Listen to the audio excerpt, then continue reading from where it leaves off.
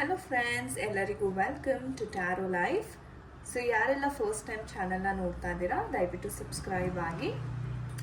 And guys, ಇವತ್ತಿನ ಒಂದು topic ಬಂದು ಮೇನ್ ಆಗಿ ನಿಮ್ಮ ಪರ್ಸನ್ ನಿಮ್ಮನ್ನು ಎಷ್ಟು ಪ್ರೀತಿ ಮಾಡ್ತಾರೆ, ಪ್ರೀತಿ ಅನ್ನೋ ಭಾವನೆ ಅಂತಕ್ಕಂಥದ್ದು ನಿಮ್ಮ ಪರ್ಸನಲ್ಲಿ ಇದೆಯಾ ಅನ್ನೋದನ್ನ ಬಗ್ಗೆ ಇವತ್ತಿನ ಒಂದು ಕಂಪ್ಲೀಟ್ ಟ್ಯಾರೋ ರೀಡಿಂಗ್ ಇರುತ್ತೆ. ಸೊ ತುಂಬ ಜನ ರಿಕ್ವೆಸ್ಟ್ ಮಾಡ್ಕೊಂಡ್ರಿ, ಮೇಡಮ್ ಅವ್ರ ಮನಸ್ಸಲ್ಲಿ ಯಾವ ರೀತಿಯ ಒಂದು ಭಾವನೆ ಇದೆ, ಪ್ರೀತಿ ಭಾವನೆ ಇದೆಯಾ ನನ್ನ ಮೇಲೆ, ದಯವಿಟ್ಟು ತಿಳಿಸ್ಕೊಡಿ ಅಂತ.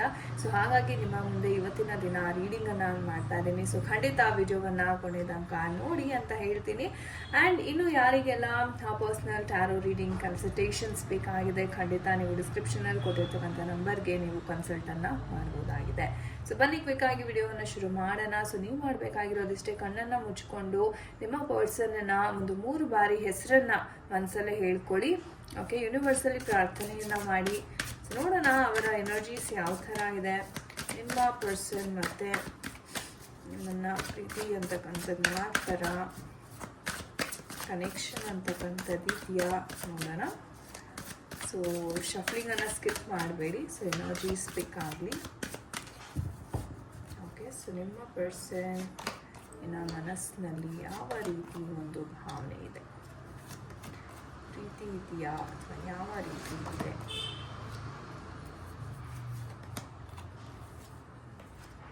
Okay, and bottom of the deck ನೋಡೋದಾದರೆ we have the 2 of cups energies. Okay, so guys, ಈ ಒಂದು ಎನರ್ಜೀಸ್ನ ನೋಡೋದಾದರೆ ಮೊದಲನೇದಾಗಿ ಪ್ರೀತಿ ಇದೆಯಾ ಅಂತ ಕೇಳಿದ್ರೆ 100% ಇದೆ. ನೀವು ನೋಡ್ಬೋದು ಸೋಲ್ಮೇಟ್ ಕಾರ್ಡ್ ಬಂದಿದೆ. ಅಂದರೆ ಇಬ್ಬರ ಒಂದು ರಿಲೇಷನ್ಶಿಪ್, ಒಂದು ಬಾಂಡಿಂಗ್, ಮನಸ್ಸಲ್ಲಿರ್ತಕ್ಕಂಥ ಭಾವನೆ ಅಂತಕ್ಕಂಥದ್ದು ಒಂದು ರೀತಿ ಹೇಳಬೇಕಂದ್ರೆ ಒಂದು ಟ್ರೂ ಲವ್ ಅಂತಕ್ಕಂಥದ್ದಿದೆ, ಒಂದು ಪ್ಯಾಷನ್ ಇದೆ.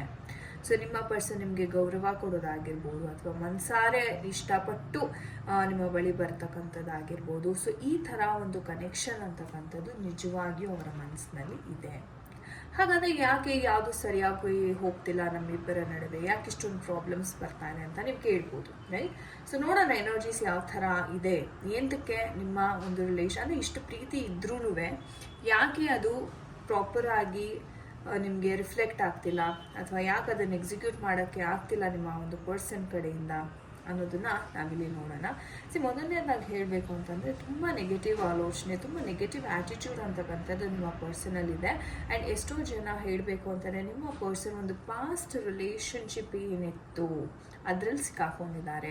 ಆ ಎಮೋಷನ್ಸ್ ಅಂತಕ್ಕಂಥದ್ದನ್ನು ಇನ್ನೂ ಅವರು ಮರ್ತಿಲ್ಲ ಅಥವಾ ಅದರಿಂದ ಹೊರಗಡೆ ಬಂದಿಲ್ಲ.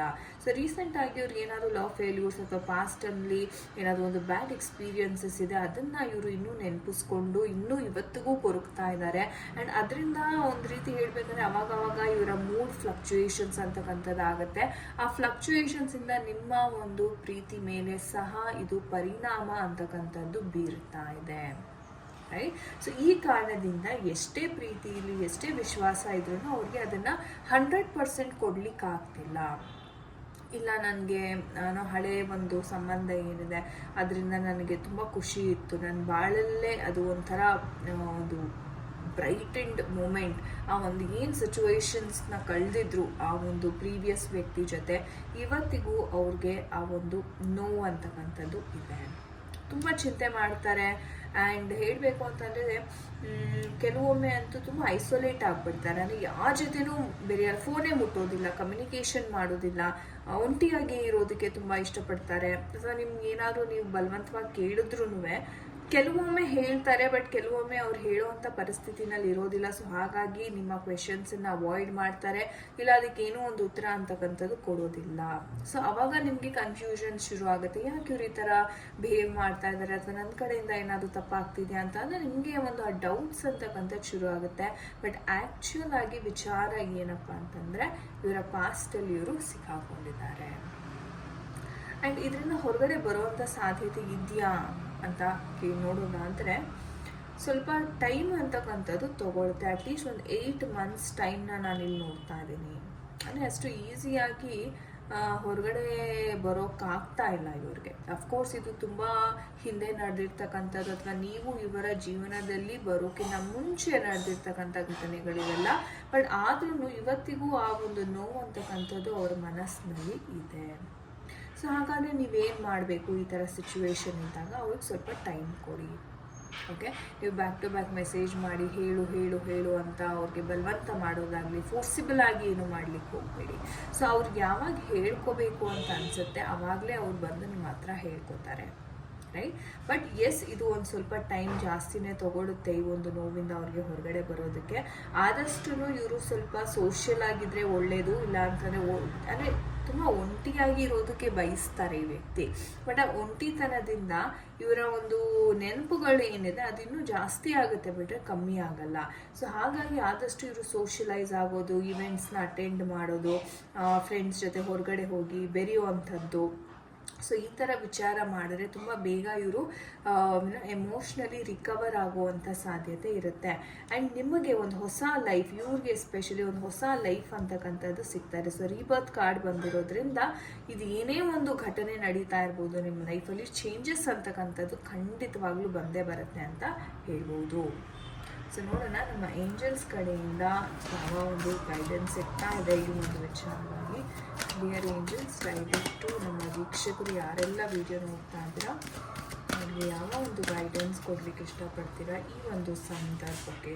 Okay, see big happy changes is on the way and there is something better ಅಂತಾನು ಏಂಜಲ್ಸ್ ಹೇಳ್ತಿದ್ದಾರೆ. And abundance, wow, such beautiful cards from angels. So ನಾನು ಹೇಳಿದೆ, ಈ ಒಂದು ಫೇಸ್ ಆಫ್ ಲೈಫ್ ಏನಿದೆ ಸ್ವಲ್ಪ ಕಠಿಣವಾಗಿರುತ್ತೆ ಅವ್ರಿಗೆ ಫೇಸ್ ಮಾಡೋದಕ್ಕೆ. ಬಟ್ ಒಮ್ಮೆ ಅವರು ಅದರಿಂದ ಹೊರಗಡೆ ಬಂದ ನಂತರ ಒಂದು ರೀಬರ್ತನ್ನು ಪಡಿತಾರೆ, ಹೊಸ ಹುಟ್ಟನ್ನು ಪಡಿತಾರೆ, ಹೊಸ ಬದುಕನ್ನು ಶುರು ಮಾಡ್ತಾರೆ. ಸೊ ಆ big happy changes is on the way.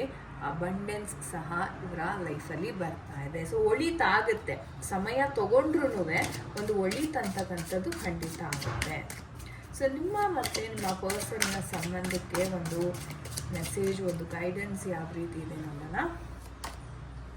Honeymoon card ಬರ್ತಾರೆ. ಸೊ ಖಂಡಿತ ತುಂಬಾ ಒಳ್ಳೆ, ಸ್ಟೇ ಆಪ್ಟಿಮಿಸ್ಟಿಕ್. ಸೊ ಏಂಜಲ್ಸ್ ಪದೇ ಪದೇ ಹೇಳ್ತಾ ಇದ್ದಾರೆ. ಐ ಥಿಂಕ್ ನಾವು ಲಾಸ್ಟ್ ರೀಡಿಂಗಲ್ಲೂ ನೋಡಿದ್ರಿ ಅನಿಸುತ್ತೆ, ಹನಿಮೂನ್ ಆ್ಯಂಡ್ ಸೇಮ್ ಕಾರ್ಡ್ಸ್ ಬಂದಿದ್ದು. ಸೊ ಎಲ್ಲೋ ಒಂದು ಕಡೆ ತುಂಬ ಸ್ಟ್ರಾಂಗ್ ಮೆಸೇಜ್ ಇದೆ ಏಂಜಲ್ಸ್ ಕಡೆಯಿಂದ ಅಂತಲೇ ಹೇಳ್ಬೋದು. ಸೊ ನಿನ್ನೆಯ ಒಂದು ವಿಡಿಯೋ ನೋಡಿದ್ರೆ ನಿಮಗೆ ಗೊತ್ತಾಗುತ್ತೆ, ಸೇಮ್ ಎನರ್ಜೀಸ್ ಬಂದಿದೆ. ಸೊ ಎಸ್, ನಂಬಿಕೆ ಅನ್ನೋದು ಬಹಳ ಮುಖ್ಯ ಗೈಸ್. ಅದೇ ನಾನು ಯಾವಾಗಲೂ ಹೇಳೋದು, ನಂಬಿಕೆ ಇಡಿ. ಏನಾದ್ರೂ ನಂಬಿಕೆ ಮಾತ್ರ ನೀವು ಕಳ್ಕೊಬೇಡಿ. ಓಕೆ, ಸೊ ಎಸ್ ಗಾಯ್ಸ್, ಇದಾಗಿತ್ತು ಇವತ್ತಿನ ಒಂದು ರೀಡಿಂಗ್. ಐ ಹೋಪ್ ನಿಮಗೆ ಇಷ್ಟ ಆಗಿದೆ. ಆ್ಯಂಡ್ ಯಾರ ಜೊತೆ ಎಲ್ಲ ಕನೆಕ್ಟ್ ಆಯಿತು ಖಂಡಿತ ಕಮೆಂಟ್ ಸೆಕ್ಷನಲ್ಲಿ ತಿಳಿಸಿ. And thank you so much ಯಾರೆಲ್ಲ ವಿಡಿಯೋವನ್ನು ನೋಡ್ತೀರಾ, ನಿಮ್ಮ ಆತ್ಮೀಯರೊಂದಿಗೆ ಶೇರ್ ಮಾಡ್ತೀರಾ, ಸಪೋರ್ಟ್ ಮಾಡ್ತಾ ಇದ್ದೀರಾ, ತುಂಬ ತುಂಬ ಧನ್ಯವಾದಗಳು. ಇದೇ ರೀತಿ ಚಾನಲ್ನ ಬೆಳೆಸ್ತಾ ಹೋಗಿ. ನಾನು ನಿಮಗೆ ಸಿಗ್ತೀನಿ ಮುಂದಿನ ಒಂದು ವಿಡಿಯೋದಲ್ಲಿ. ಅಂಟಿಲ್ ದೆನ್ ನಿಮ್ಮೆಲ್ಲರಿಗೂ ನಮಸ್ತೆ, ಹರೇ ಕೃಷ್ಣ.